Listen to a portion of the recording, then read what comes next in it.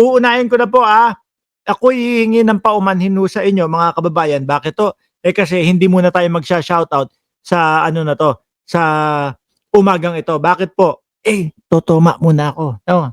Magraras mag-aano, magwa-wine lang naman. Ako naman 'no, kapagka sinabi ko sa inyo, mga kababayan, na totoma ako, wine lang ang ibig sabihin nun, hindi yung mga hard na mga inumin. Yung tipo bang mga red wine lang, ayan. Ano po, yung mga mumurahin lang hindi po yung mga mamahaling red wine mga bossing, okey? Oh, para po fair sa lahat, pati po yung mga magpapalipad or kung sino man, eh, hindi ko muna isha-shoutout, okey? So, wag na kayong magpalipad, okey lang 'yan. Maraming salamat po na ano, na-appreciate po namin 'yan, okey? Pero 'yun, game na ho mga kababayan. Pero bago ko makalimutan, nandiyan pala yung Birahan PH, okey? Nandiyan yung Birahan PH, mamayang gabi po 9:00 ng gabi, in punto, diyan po naka-live tayo sa Birahan PH mga bossing chief amo, sir. Okey, game na ho mga kababayan. Ano, alisin ko na muna ito. Naku, ito. Flood control, flood control. Ito yung mga, pag-iimbestiga ng ICI. Umiiyak na naman si Greco Bellica, kilala niyo po ba yon? Madaming hindi nakakakilala kay Greco Bellica. Ano po, si Greco Bellica po, isang talagang kampon ni dating Pangulong Duterte. Yes po, mga kababayan. Yan po ang kumbaga taga-tanggol ni dating Pangulong Duterte na kapagka po nagchat-chat o kaya kayo po ay nagkomento doon sa kanyang Facebook page at hindi niya nagustuhan yung inyong komento, ay alam nyo gagawin niya? Iba-block kayo. Kailangan mga kababayan, yung mga iko-komento mo doon sa kanyang Facebook page, dapat kung ano lang yung gusto nilang marinig. No, magaling si Duterte, ganito, ganyan. Ay, ang galing nyo po, Greco Bellica. Ilan na po ba ang napakulong nyo? Sabi po ni Nino Barsaga, wala daw po. Doon sa PACC ninyo. Pero hindi, kap ninyo kada naman ito yung may magkokomento sa kanya, ilan po napakulong nyo? Sabi, wala daw po. Merong poster to na paulit-ulit na ipinapaskel. Ito po yung mga napakulong namin. Ito po yung mga nakasuhan namin, etc. etc. Kung tingnan nyo po, generic yung mga sinusulat nyo. No, kesyo daw po napakulong. Tatlo, ganito. Example lang tatlong konsehal yung napakulong namin. Wala yung talagang si konsehal ganito, napakulong namin. Si congressman ganito, na ang pangalan ay ganito, na ipakulong namin. Wala akong ganun. Mga bossing, mga senador, kinasuhan namin, generic. Ganun lang ho, mga kababayan. So ngayon, nagre-reklamo ho. Bakit? Ang sinasabi niya dito, sa Luzon daw ho, mga boss chief amo, sir, niluto yung korupsyon. So ibig sabihin, sa kalusunan ho, mga kababayan, diyan nagaganap talaga yung kung ano-anong mga anomalya, etc. etc. Mga flood control, yung mga ghost project, at sa Luzon nga din daw, mga kababayan, yung laging baha. No? Sabi nung iba, sa Luzon bumaha, pero sa Davao iniimbestigahan. Kayo naman, para ka namang bulag niyan, no? Merong mga nababalita, may mga ipinapakita na mga sobra nga yung baha doon sa Davao Pati nga sementeryo doon sa Davao binabaha. 'Di ba? Knowing na 51 billion yung pondo para doon sa Davao. 'Di ba? Meron po nakakita tayo. Halos kala mo maladagat na ho yung Davao, mga kababayan 'Di ba? Kaya wag nilang ginugulo ang isipan ng tao na sinasabi, sa Luzon, ang daming korupsyon, ang daming mga nilutong ganito, ganyan, pinagkakitaan yung mga flood control, pinagkakitaan yung mga ghost project, tapos Davao ang iniimbestigahan nila. Hindi. No.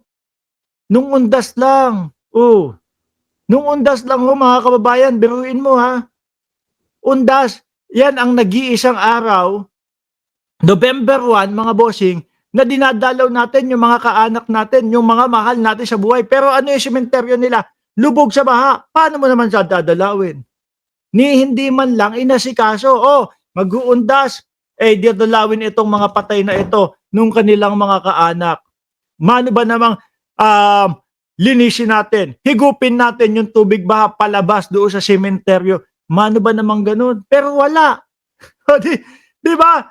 Sabi ko nga sa inyo 51 billion eh. Saan daw napunta yung 51 billion? Bakit ngayon patuloy na binabaha? At hindi pa ito pa, hindi lang ho baha mga bossing.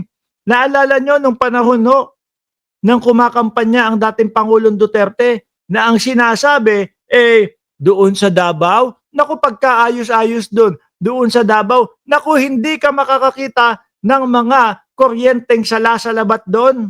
No, hindi ka daw makakakita ng mga parang mala spaghetti na mga kuryente. Boss, nung lumindol, kitang-kita yung mga kuryente sala-salabat to eh. No? Pauso nyo pa ho dati, pinaka-safe na syudad ang Davao sa Southeast Asia. Diyos ko po, hindi na kayo nahiya. Bakit to? Singapore, mga kababayan, tumira ako dyan. Halos 7 taon. 7 taon ako tumira dyan sa Singapore, mga boss G pa mo, sir. Iwan mo yung cellphone mo, hindi mawawala. Wala kang makikitang yung mga hostage dyan. Wala kang makikita ng mga snatching. Sa Davao po, nakasakay sa jeep. Sakal-sakal doon sa leeg yung ali. Habang hino-hostage. Yan ba yung sinasabi na ligtas sa Davao at maayos sa Davao? Tayo ho, mga kababayan, syempre ang gusto natin ay mas maging higit yung mga syudad sa Pilipinas. Pero hindi po pwede yung mga kasinungalingan na ang ayos sa Davao, mas maayos sa Davao, pinaka-safe sa Davao, kesa sa buong Southeast Asia. Huwag ganon. Kasi nauto nyo kaming mga taga-Luzon sa ganyang estilo ninyo. Akala namin totoo, pati yung walang spaghetting mga kuryente doon sa inyong mga lugar, yung pala, nuknukan ng daming spaghetting kuryente doon sa inyong lugar. Tapos ayan, baha din. No, wag nyong minamanipula ang utak ng tao na sasabihin nyong sa Luzon maraming problema tapos Davao ang iimbestigahan. Kasi mukhang ewan, hindi din na lumasakyan yung trip ni Magalong mga bossing no? Hindi, madami nagagalit din kay Magalong. Bakit to? Kasi daw sabi, oy Magalong, asikasuhin mo na lang daw yung Baguio. Hindi yung ganyan, yung Davao pa, yung mismong iimbestigahan mo. Yung Davao pa, yung titignan nyo kung merong mga ghost flood control project o may kung ano-anong mga anomalya dyan sa Davao. Kaya ngayon mga bossing, kung totoo na talagang tatakbo sa pagka-presidente si Boss Magalong, naku po, mukhang lumiliit din ang tsansa na iboto siya ng mga DDS, ng mga kasulid.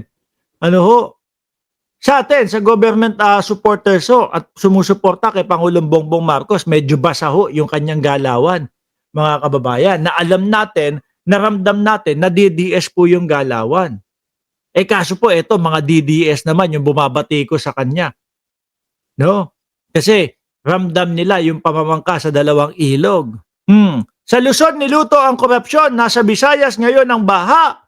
Pero nasa Davao, Mindanao, nag-iimbestiga ang ICI. Sabi ni Greco Belica, anyari daw, oy Greco, meron kaming mga nakikita na baha sa Davao at talagang kala mo maladagat yung baha sa Davao. Hamunin mo ko, nasaan yung sinasabi kong yung sinasabi kong baha sa Davao, ipapakita ko sa iyo. No?